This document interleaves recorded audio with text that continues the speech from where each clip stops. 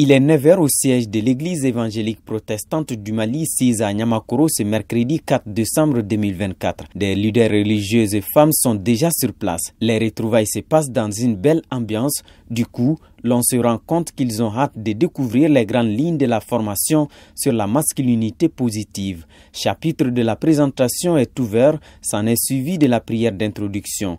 Une belle journée de formation commence. Dans la foulée, il convient de savoir la signification de la masculinité positive. Les masculinités, c'est des attributs, c'est des concepts ou des normes qui sont attribués aux hommes pour dire ça c'est l'homme qui doit faire ou ça l'homme ne doit pas faire, ça c'est l'homme. Donc ce sont des concepts qui sont là et qui font que à cause de cette situation l'homme prend le dessus sur beaucoup de choses. Donc c'est pourquoi les transformer, les changer pour qu'il y ait répartition de pouvoir, de décision, ou en tout cas pour que l'autre partie ne souffre pas, mais que vraiment il y ait harmonie dans les familles, dans les foyers. Il faut que les causes qui font qu'il y ait des conflits dans les familles soient ôtées. Ce sont ces normes qui sont conçues par soit nos cultures, nos pratiques. On ne sait d'où ça vient, mais quand même on a trouvé comme ça et que nous continuons à les mettre en application dans nos vies qui causent des conflits. Pourtant, le développement durable ne peut être atteint sans l'élimination de toutes les formes qui affectent les femmes. Bâtir une société ne peut non plus se faire sans elles, car tout commence dans la famille. La paix et l'harmonie ne doivent pas faire défaut. L'objectif de notre atelier ce matin s'articule sur la paix et l'harmonie familiale. Donc à travers ces 2 et 3 jours d'atelier, les participants auront un renforcement de capacité sur ce que nous appelons la transformation de la masculinité positive. Donc comment faire face aux différentes violences qui se trouvent au sein des familles et aussi au sein des communautés contre le genre. Sortir de cet atelier, que les différents participants puissent être outillés sur les concepts de la transformation de la masculinité et aussi de l'égalité de pouvoir au sein des couples et au sein des familles.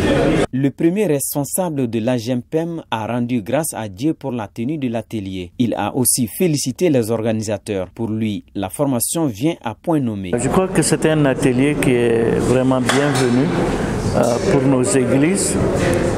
Les hommes partout dans le monde commencent à être violents. Et violents particulièrement sur même leurs épouses, sur leurs filles, sur les enfants.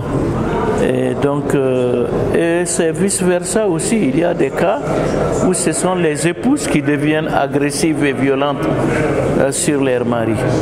Donc tout ça, il fallait une sonnette d'alarme pour essayer de stopper cela, reverser cela, et essayer de développer les qualités d'un époux responsable, aimable, qui manifeste le fruit de l'Esprit de Dieu dans sa vie de tous les jours. Donc l'atelier est là justement pour faire cela et nous ne pouvons que nous réjouir. La qualité des familles,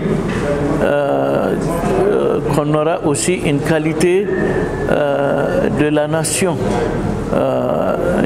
Si on dit qu'on est à la refondation du Mali, le Mali pourra, ça doit commencer par les familles.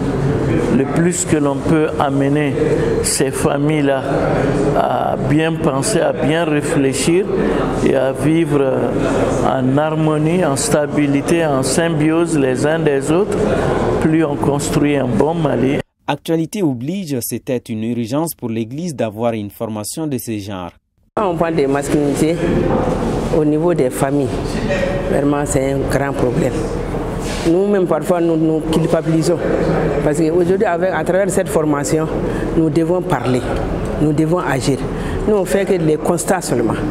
Donc ce n'est pas à nous de constater et laisser, mais nous devons parler, dénoncer pour aider ceux qui ont les problèmes. C'est une urgence parce que l'ère actuelle, le monde est entré dans l'église.